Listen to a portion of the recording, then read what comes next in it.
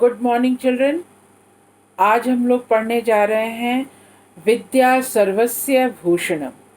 यह आप लोगों के टर्म का पोर्शन है और इसे आप अच्छी तरह ध्यान से, अभी मैं इसके श्लोक को मैं बताऊंगी और साथ साथ इसके भावार्थ भी बताते जाऊंगी और आप इसे ध्यान से सुने। विद्या सर्वस्य भूषणम अर्थात विद्या सबका आभूषण है। नक्षत्र भूषणम चंद्रो नारीणां भूषणम पति पृथिव्या भूषणम राजा विद्या सर्वस्य भूषणम अर्थात तारों का गहना चांद है, स्त्रियों के गहने उनके पति हैं और धरती का आभूषण राजा है, पर विद्या सबों का आभूषण है। अर्थात विद्या के समान शोभावर्धक इस संसार में कुछ नहीं है। दूसरा है अपूर्वः को अपि कोशयम विद्यते तौ भारती व्ययतो विद्धि मायाति क्षय मायाति संचयात अर्थात हे देवी सरस्वती, यह विद्या तुम्हारा कोई अनोखा ही भंडार है जो खर्च करने से बढ़ता जाता है और जमा करने से नष्ट हो जाता है। अर्थात विद्या संसार का सबसे बड़ा खजाना है। दूसरों को बांटने से या पढ़ाने से यह बढ़ता ही है, पुनः काम में न लाने पर यह विद्या भुला दी जाती है और इस तरह इसका खजाना खत्म हो जाता है। अतः ज्ञान के इस खजाने को हमेशा खुला रखना चाहिए। तीसरा है रूप यौवन संपन्ना विशाल कुल संभवा विद्याहीना ना शोभन्ते निर्गंधा इव किशुंका अर्थात सुंदरता और जवानी से भरपूर होने पर तथा ऊंचे वंश में जन्म लेकर भी विद्या से रहित व्यक्ति वैसे ही शोभा नहीं देता जैसे सुगंध के बिना पलाश का फूल। अर्थात अन्य सभी अक्षाइयाँ होने पर भी विद्या के बिना व्यक्ति शोभाहीन है।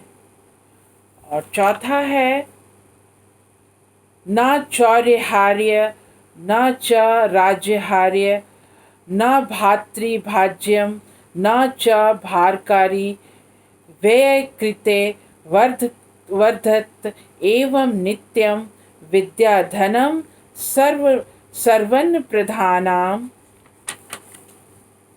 विद्या न चोर के चुराने लायक, न राजा के छीनने लायक, न भाई के बांटने लायक और न ही भार ढोने की पीड़ा देने वाली है।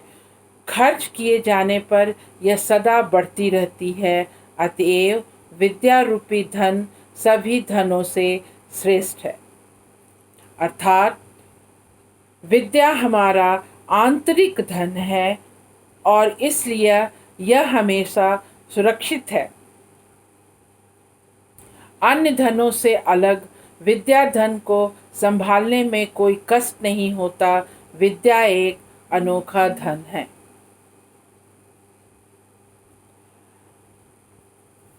पांचवा है मातेव रक्षति पीतेव हिते नियुक्ते कांतेव चाभिरम यत्नपनीय खेदम लक्ष्मीं तनोति वित्तनोति च दिक्षु कीर्तिम किम किम न साध्यति